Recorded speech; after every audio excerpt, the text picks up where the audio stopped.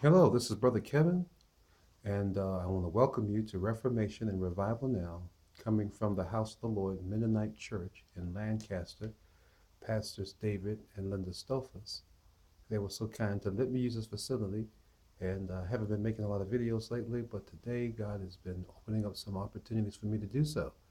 And so I want to share with you a small series, and as I like to do so much, I like to really share the absolute necessity for being born again.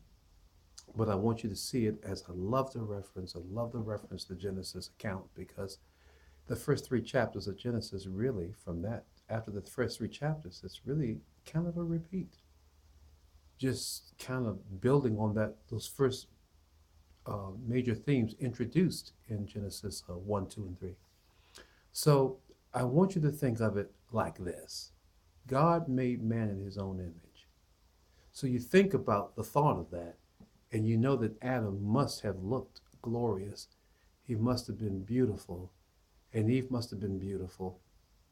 And they had a knowledge of God that probably we never had. Adam probably forgot more than we ever really knew about God. But I just want to say it to let you know that in the midst of that, in the midst of a knowledge that they had that many, not anybody had before them, yet when they sinned, they ran. Now, you think about it. We've come to Jesus Christ, wounded, and sad. And as the song said, I found in him a resting place and he has made me glad. And so we always talk about coming to Jesus, coming to Jesus. But they had the fullness of Jesus and yet they ran from his presence. Have you ever thought about why? Well, because of sin. Well, that certainly, will work. But I want to go into more detail of why that happened. Now, to give you a backdrop, I want to tell you something about Lucifer.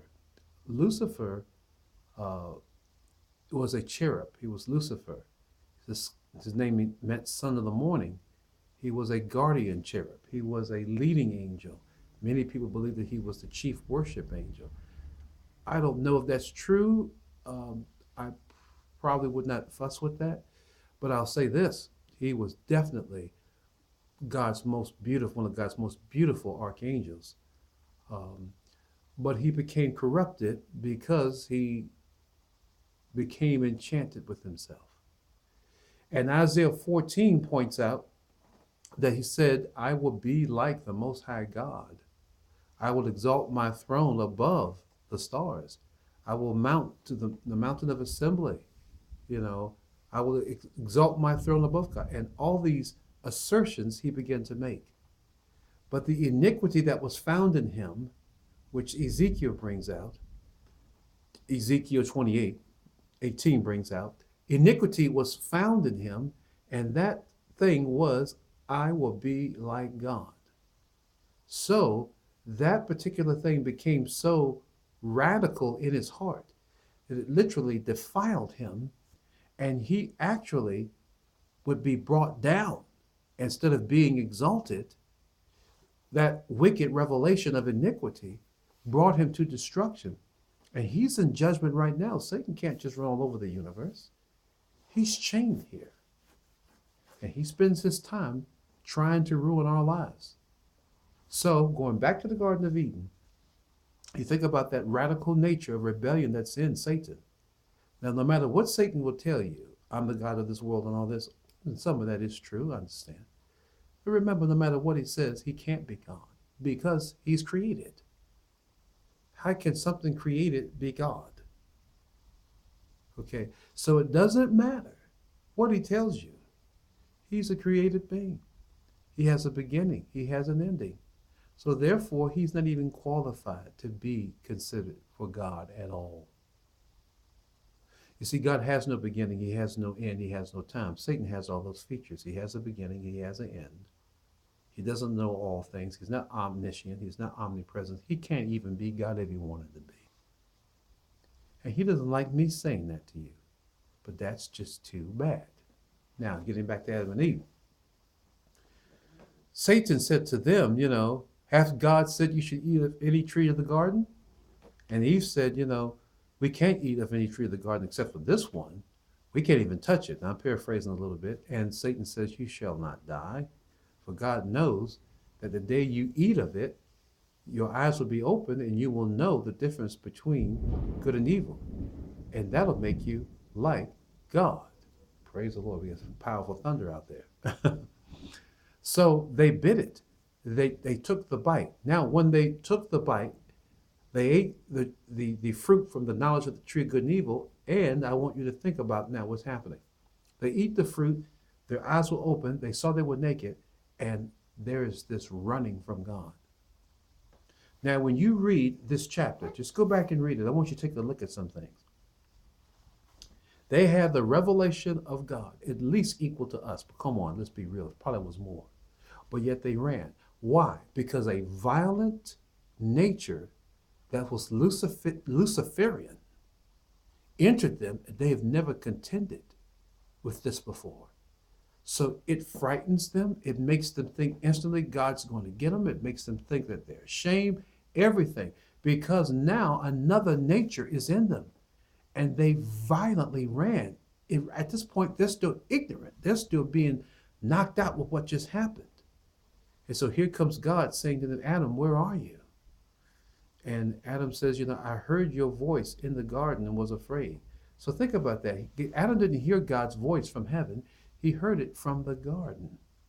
That means God was there with him in that garden. He says, I heard your voice in the garden and I was afraid. It actually says that Adam and Eve were hiding in the trees in the garden. But yet he could hear God's voice coming to him in that garden.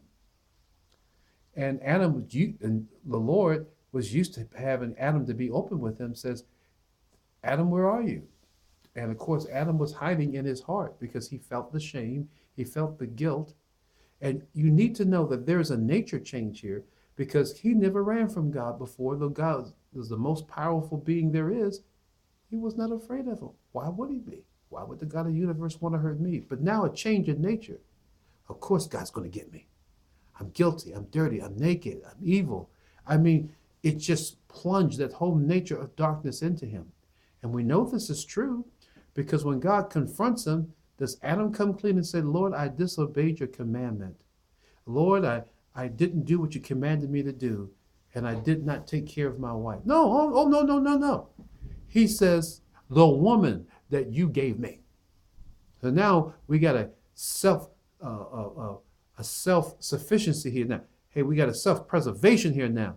The woman, Lord, that you gave me, she gave me to eat. It's Eve's fault. She did it, and you shouldn't have given it to me, Lord. You shouldn't have given it to me, Lord, if that was the case. So you see a different spirit now. Hey, it's self-preservation. Look, it's just about me now. Then God goes over to Eve and the same thing. Oh, the devil made me do it.